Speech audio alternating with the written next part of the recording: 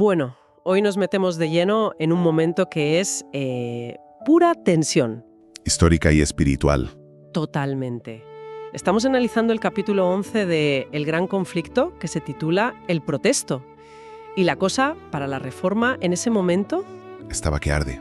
Sí. El emperador Carlos V, que había estado, digamos, distraído con guerras por toda Europa, ahora vuelve. Y vuelve con una sola idea en la cabeza.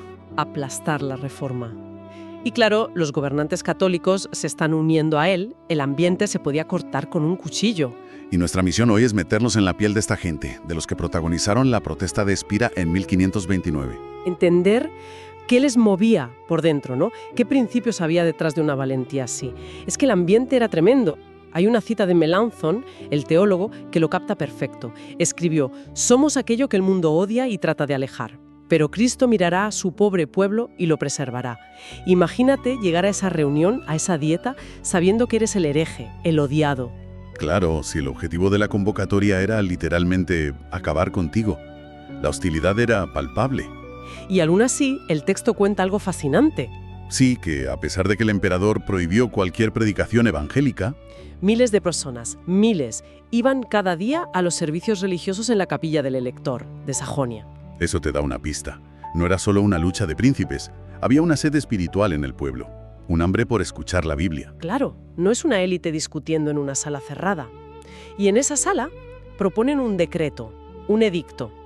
Y aquí es donde la cosa se pone muy interesante. Porque no es una prohibición total. No, para nada. A ver, si lo entiendo bien, era una política de contención. Exacto. Donde la reforma ya era fuerte, como en Sajonia, les dejaban su libertad de culto. Pero Ahí está el veneno. Se prohibía expandir las ideas reformadas a nuevos territorios. Y sobre todo, se prohibía que nadie más se convirtiera. y tampoco se podía cuestionar la misa. La idea era construir un muro, congelar la situación y esperar a que se apagara sola. A ver, si lo miras fríamente, desde un punto de vista pragmático, casi parece un buen trato, ¿no? Podrían haberlo pensado, sí. Podrían haber dicho, bueno, salvamos los muebles, nos dejan en paz donde somos fuertes y evitamos una guerra civil. Salvar el pellejo. ¿Por qué se lo jugaron todo? Es una pregunta lógica, y seguro que había política de por medio, claro, pero el texto subraya que para ellos era algo mucho más profundo. Era una traición. Una traición a todo lo que defendían. Aceptar ese edicto significaba admitir que la libertad religiosa no es un derecho, sino un favor que te concede el emperador. Y si te lo da, te lo puede quitar. Justo. El debate de fondo era ese. ¿Quién tiene la última palabra sobre mi alma? ¿El César o Dios? Y no era algo teórico. Para nada. Era pensar en gente de carne y hueso, en los cientos de miles que vivían en Baviera, en Austria. Se acabó, tenéis prohibido leer la Biblia y decidir por vosotros mismos. Os abandonamos. Era impensable para ellos. Era confinar la libertad a una frontera geográfica, una trampa moral vestida de compromiso político. Y aquí es donde responden con una valentía que, hoy casi no podemos ni imaginar. Se levantan y dicen, y esta frase es para enmarcarla. Rechacemos este decreto.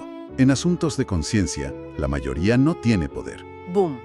Eso es una bomba en la línea de flotación de toda la estructura de poder de la época. Totalmente. Es un cambio de paradigma. La conciencia, iluminada por la palabra, se convierte en la máxima autoridad. Y el rey Fernando, el hermano del emperador que presidía, Se queda sin argumentos, les ruega, les suplica, pero no hay manera. Y al ver que no ceden, pues recurre al autoritarismo. les dice que su única opción es someterse a la mayoría. Y se levanta y se va.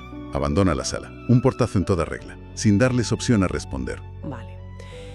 El poder imperial te da la espalda y se va. ¿Qué haces? ¿Te vas a casa pensando, lo hemos intentado? Pues no, para nada. De hecho, ese gesto es lo que les empuja a dar un paso que no tenía precedentes. Se dan cuenta de que ya no hay a quien recurrir en la tierra. Exacto. Así que deciden apelar más alto. El texto lo describe muy solemne. Apelan al emperador Carlos, a Jesucristo, Rey de Reyes y Señor de Señores. Y redactan un documento. El famoso protesto. Ese es. Y vale la pena escuchar un trocito porque es potentísimo. Decían, protestamos por medio de estas palabras, que para nosotros y para nuestro pueblo ni consentimos ni aceptamos de manera ninguna el decreto contrario en todo aquello que es contrario a Dios, a su santa palabra, al derecho de nuestra conciencia y a la salvación de nuestra alma. Es curioso porque la palabra protestante, que a veces usa como algo negativo, de estar solo en contra de, nace aquí. Nace de una afirmación increíblemente positiva. Es la afirmación de la soberanía de Dios y de la conciencia. Se basa en lo que ya dijeron los apóstoles. Es preciso obedecer antes a Dios que a los hombres. Exacto. La tensión, claro, no baja, sube. Esto es una declamación de rebeldía en toda regla. Y la confrontación final se aplaza un año. A 1530. Carlos V convoca otra dieta, en Augsburgo. Y esta vez preside él, en persona. El emperador más poderoso del mundo está en la sala. El ambiente era todavía más intimidante. A los consejeros del elector de Sajonia les entró el pánico. Les suplican que no vaya, que es una trampa, que va a acabar en la hoguera. El miedo era muy real. Pero Lutero, que no podía estar allí, les escribe desde la distancia. Y su fe es, inquebrantable. Les dice, Dios es fiel, Él no nos abandonará. Y hay una anécdota en el texto que es maravillosa, por lo humana que es. La del himno, ¿verdad? Sí. Durante el viaje a caballo hacia Augsburgo, para levantar el ánimo de sus compañeros, que estaban aterrados, Lutero compuso y se puso a cantar un himno. Castillo fuerte es nuestro Dios, el himno de la Reforma. Es increíble pensar en el poder de la música en un momento así. No estaban leyendo teología para animarse, estaban cantando. Dice mucho de cómo vivían su fe, y al llegar, se preparan, deciden que no basta con protestar, que tienen que explicar en qué creen. Y de ahí nace un documento histórico, la Confesión de Augsburgo, que no es un panfleto, es una exposición sistemática, punto por punto de sus creencias, todas basadas en la Biblia. Querían demostrar que no inventaban nada, que solo querían volver a las Escrituras. Y surge otro debate fascinante.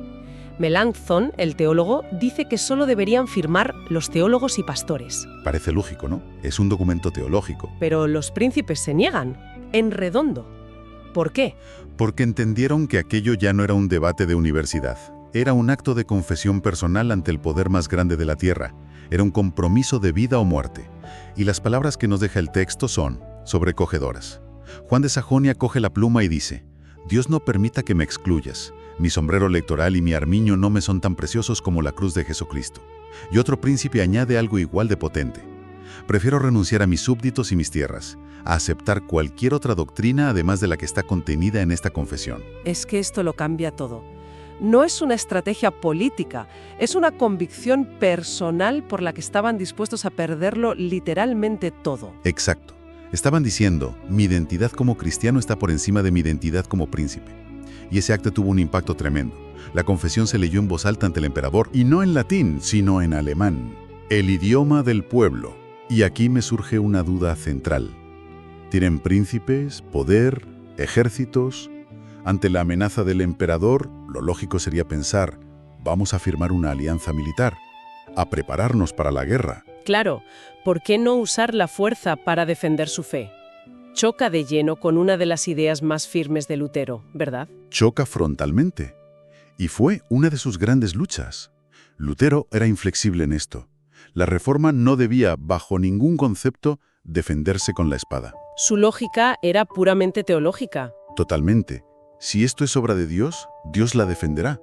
Si es obra nuestra, se caerá sola. Creía que cualquier alianza militar nacía del miedo, de la falta de fe. La única arma permitida era la espada del Espíritu, la palabra de Dios. Cualquier otra arma era negar la esencia del Evangelio. Es una postura de una radicalidad y una confianza casi sobrehumanas. Esto nos lleva a la pregunta final. ¿De dónde sacaban esta gente esa fortaleza? El texto es muy claro. Dice que el poder que sacudió al mundo no venía de los salones de los palacios, sino del lugar secreto de oración.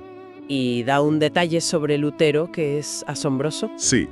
Durante esos días tan tensos en Augsburgo, no pasaba un día sin que dedicara al menos 3 horas a la oración. 3 horas. Y no eran oraciones formales.